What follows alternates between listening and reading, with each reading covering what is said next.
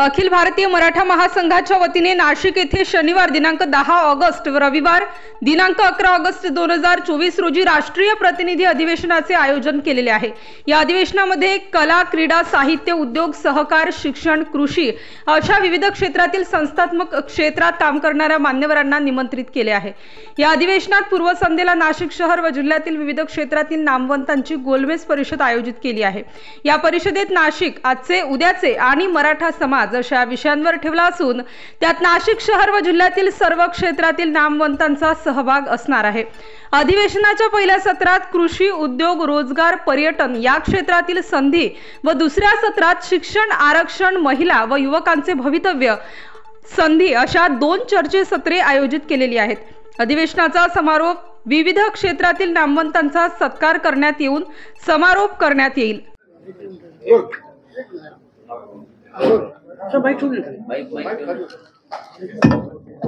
अखिल भारतीय मराठा महासंघ ह्या सगळ्या जुन्या संघटनेच्या वतीनं नाशिकमध्ये 10 आणि 11 ऑगस्टला राष्ट्रीय प्रतिनिधी अधिवेशनाचं आयोजन केलेलं आहे।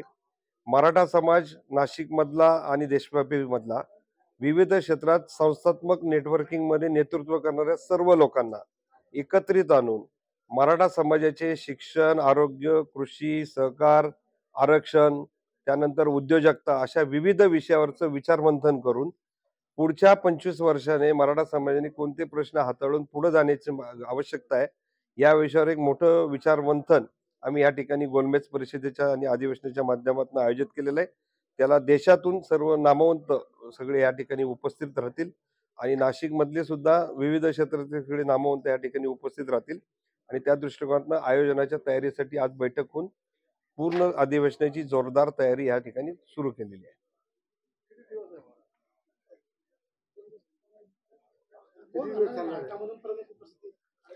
महाराष्ट्रामध्ये आता आम्ही नावं अजून आयडेंटिफाय पूर्ण केलेली नाहीत, पण कृषी आणि पर्यटन क्षेत्रामध्ये काम करणारे यादवराव म्हणून आहेत, त्याच्यानंतर विधी क्षेत्रामध्ये साळुंखे म्हणून आहेत, नंतर उद्योग क्षेत्रामध्ये अनेक नामवंत महाराष्ट्रामध्ये आहेत, त्याच्यामध्ये कोल्हापूरचे जाधव म्हणून आहेत।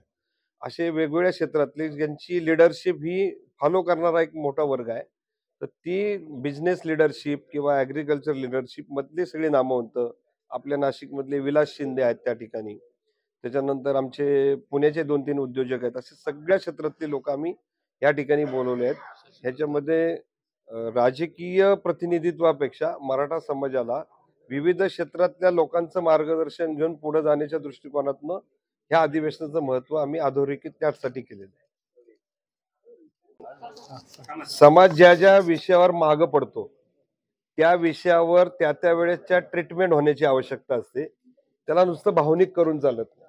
व्यावहारिक जीवनामध्ये समाज जर प्रगत करायचा असेल तर त्याला एक वैचारिक बैठक, आर्थिक बैठक हे सगळे आहेत। आता काय झालं की प्रचलित पद्धतीमध्ये लोकसंख्या मोठी झाल्यामुळं मराठा समाजाचे प्रश्न गंभीर जास्त झाले।